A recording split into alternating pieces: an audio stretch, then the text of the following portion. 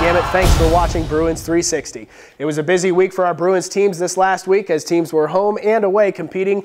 Let's take a look at the recaps. Well, let's start off with men's soccer, as last Thursday the team battled cross-state rival Columbia International University. They came up just short, 2-1 in overtime, and then on Saturday the team played their final regular season game of the season and they lost 6-1 at Georgia Gwinnett College. The women's basketball team played in the Tip-Off Classic at Trinity Baptist College in Florida on Friday and Saturday. On Friday night, it was a rough one for the Bruins as they lost to Thomas University 82-32, but the team rebounded well on Saturday afternoon, picking up their first win of the 2014 season behind Kendra Jeffcott's 15 points and 15 rebounds. On Saturday, the men's team traveled to Tennessee to play at Milligan College, and despite a great second-half comeback by the Bruins, they came up just short, 78-60, your final score. Earlier this week, we sat down with Rebecca Luttrell, one of the captains of the women's soccer team. She's our Double Alt Player of the Week. For all your legal needs, call Brian Ramey and Associates, 864-295-0000. Sitting here with Rebecca Luttrell of the women's soccer team. She's a captain of the team this year, and of course, we tragically ended the season a couple of weeks ago against Clearwater. But let's talk about the season in general. Coming into this season, we had a very big target on our backs as we were going through the season. We always got everybody's best because everybody wants to be the national champion.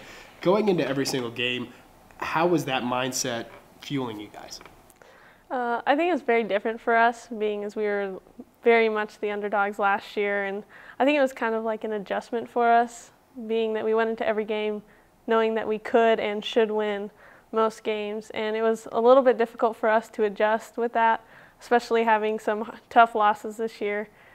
But I think it was good for our team to have the different perspective and to know that, you know, even though we do lose, that's not the focus, and it was just a big adjustment for the team to switch from, you know, if we win, it's wonderful. If we lose, you know, it's okay because we're expected to lose. But if we lose this time, it's like really big.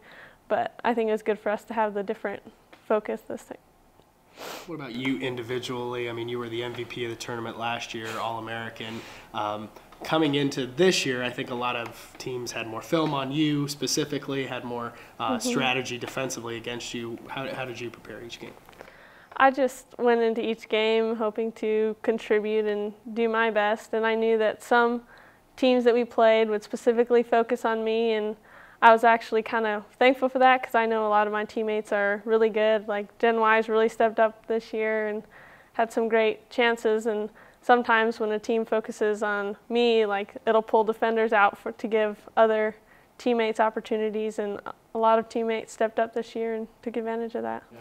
Let's fast forward to the end of the season now. You guys secured the #1 seed for the regional tournament, had to play the winner of Tacoma Falls and Clearwater Christian, and of course we made history this year by beating Clearwater in the regular season, something we had never done before. But going into that region championship, just describe kind of the mindset and even some of the difficulties you guys had to overcome with sickness, injury, and that kind of thing. Well, we were going into the game knowing that we could definitely beat Clearwater, as we already had once this season.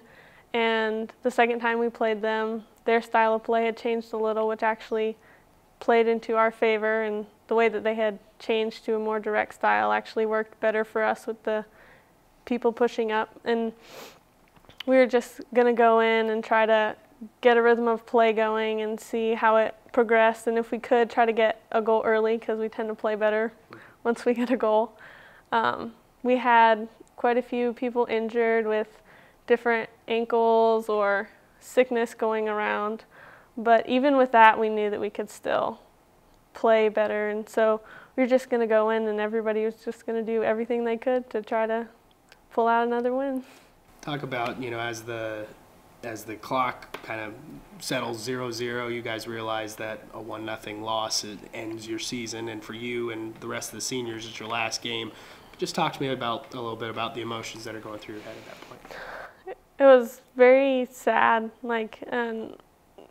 Going through the game, we knew we had opportunities, and it just didn't work out. And they had the PK that we didn't follow through with our defense to get the ball out.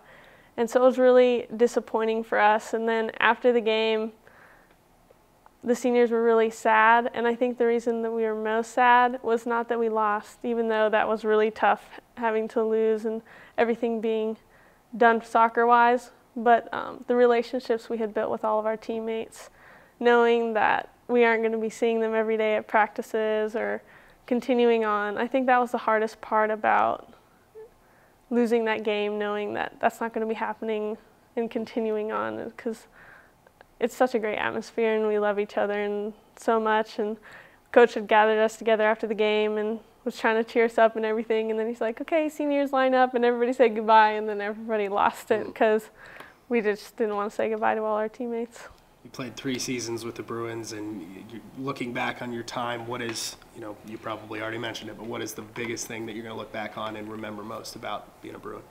The people and the culture that has been built. I mean, I love all of my teammates so much, and they all support each other, and we all know that, like, even during the tough losses that we've had this year and the tough ending to our season, that, that's not the focus.